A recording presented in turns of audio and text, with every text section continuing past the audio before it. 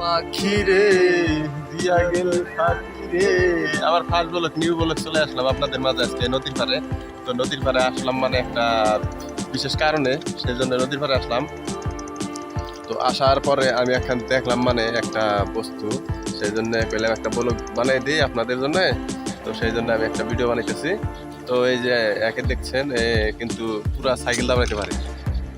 তো একে এখন সাইকেল দাঁড়ানো দেওয়া যাবে না, মানে এখন আছি দাগের মধ্যে, দেখেন দাগে।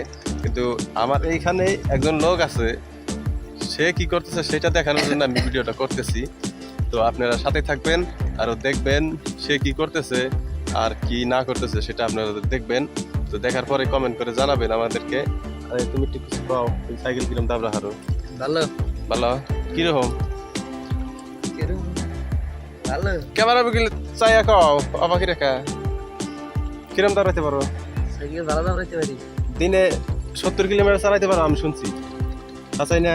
আচ্ছা হ্যাঁ আচ্ছা তো গাইস আমি এখন যেটা দেখাবো সেটা আপনাদেরকে এখন দেখাই, চলেন। সো গাইস দেখেন, এই যে আপনাদের দেখাইলাম, ব্যাক ক্যামেরাতে দেখানোর চেষ্টা করতেছি। এই দেখেন ফাইনালি আপনাদেরকে দেখাইতেছি। তো দেখেন এই যে মাছ মারতেছে, এত ঠান্ডা পানি, এই ঠান্ডা পানি ওদের মাছ কিভাবে মারে সেটাই আমি বুঝতেছি না ভাই। আমি টানে যে খাড়াই আছি কিন্তু আমার ঠান্ডা করতেছে, আমারই বোধহয় সর্দি লাগেই নাকি। সে কিভাবে মাছ মারতেছে ঠান্ডা পানির মধ্যে, দেখেন তার মধ্যে ওই যে ঘুনি ঘুনি কিছু কিছু বৃষ্টি হচ্ছে। তো বৃষ্টির মধ্যে ভিজা ভিজা মাছ মারতেছে, কিন্তু খাওয়ার মাছ বলে এখনো হয়নি। তো আমি আইসে তাদের মুখে থেকে শুনছি যে খাওয়ার মাছ হয়নি। তো সে এখন টানে উঠতে পারবে না, তো তার মুখে থেকে কিছু শুনাইতে পারলাম না। তো দেখতেছেনই আপনারা কি কষ্ট করে মাছটা মারে নদীর থেকে। তো নদী দেখেন কিরকম অবস্থায়, ভরপুর পানি নদীর মধ্যে। এই দেখেন আরেকজন ওই যে এই মাছটা মারে, তার মানে আর ওইখান থেকে সে কিন্তু খুঁটে ওই যে বালতি রেখেছে, বালতির মধ্যে রাখে।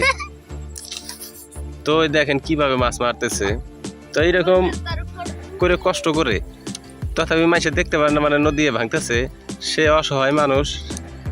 তো আপনারা কিছু যদি সাহায্য করতে পারেন তার জন্যে